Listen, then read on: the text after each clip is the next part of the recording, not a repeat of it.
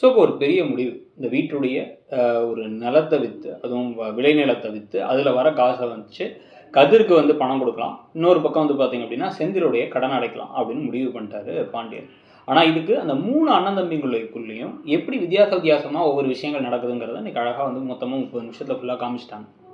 So முதல்ல எடுத்தோன்னே வந்து ஏற்கனவே வந்து கதிர்ராஜி அண்ட் மீனா செந்திலுக்கு இந்த விஷயம் தெரியாது. நிலத்த விற்க போறது. அது வந்து சரவணனுக்கும், தங்கமயிலுக்கும், அப்புறம் மத்தவங்களுக்கு மட்டும் தான் தெரிஞ்ச விஷயம். ஸோ ஒரு வெளிலருந்து உள்ள வந்தோனே, என்ன விஷயமா போனீங்கன்னா, நிலத்த விற்க போறோம்ப்பா. நாளைக்கே ரெஜிஸ்ட்ரேஷன் பண்ணிட்டு பணத்த ஏற்பாடு பண்ண போறோம். எதுக்கு அப்படின்னா, கடனை இவன் அடைக்கிற மாதிரி தெரியல. ஏற்கனவே வந்து செலவு பண்ணிட்டு வந்து நின்னுட்டு இருக்கான். இந்த கடனை முதல்ல அடைக்கணும். உங்க அம்மா, அப்பா கேட்ட கேள்விலாம் கரெக்ட் தான். அதனால அதுக்கு பணமும், கதிருக்கு வந்து லோன் எல்லாம் போட வேணாம். நான் 10 லட்ச ரூபா குடுக்குறேன். பிசினஸ் ஆரம்பிக்கட்டும் அப்படின்னா, இதெல்லாம் எதுக்கு வேணாம்னு கதிர் சொல்ல. ஆனா செந்தில் அப்பவே வந்து, ஐயோ! என்ன இவன் வேணாங்கிறான்.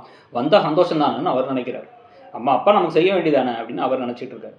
இதுக்கு நடுவில் இது வேணாம் அப்படின்னு சொல்லாதீங்கடான்னு சொல்லிட்டு ஸ்ட்ராங்கா சரவணன் சொன்னதுக்கு அப்புறமா சரவணன் வெளில உட்காந்து ராஜிட்ட கதிர் ரொம்ப வருத்தப்படுறாரு. அவர் எங்க அப்பா அவருக்குன்னு எதுவுமே பண்ணதில்லை. அவர் எதுக்காக இப்போ எனக்கு பண்ணுறாரு அப்படின்னு சொல்லி கேட்கும் பொழுது, அவர் கஷ்டப்பட்டு வந்ததுனால அந்த கஷ்டத்தை நீ பட வேணாம்னு நினைக்கிறாரு அப்படின்னு அழகாக ராஜி சொல்லிக்கிட்டு இருக்காங்க. அப்போ சரவணன் அங்கே வராரு. ஏன்னா அதெல்லாம் வேணாமே, நானா சொல்கிறத கேளுடா, யார்கிட்டயோ போய் வாங்குறதுக்கு அப்பாட்ட வாங்கடா, நீ பிஸ்னஸை பண்ணிவிட்டு அதில் வர காசில் அப்பாவுக்கு நீ என்ன செய்யணுமோ செய்டா அப்படின்னு சூப்பராக சொல்லிடுறாரு.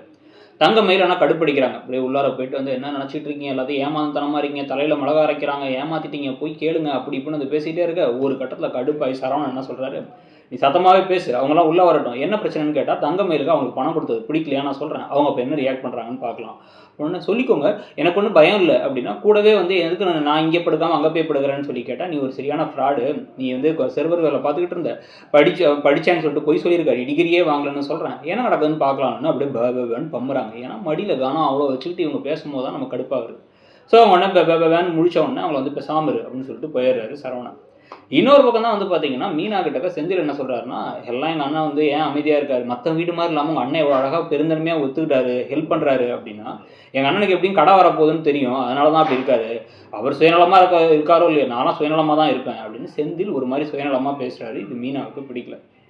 அடுத்த நாள் காலையில் வந்து பார்த்தீங்கன்னா, எல்லாத்தையும் கூப்பிட்டு உட்கார வச்சிருக்காரு பாண்டியன். ஏன்னு பார்த்தா, மீனாவோட அப்பா அம்மாவை ஃபோன் பண்ணி வர வச்சிருக்காரு.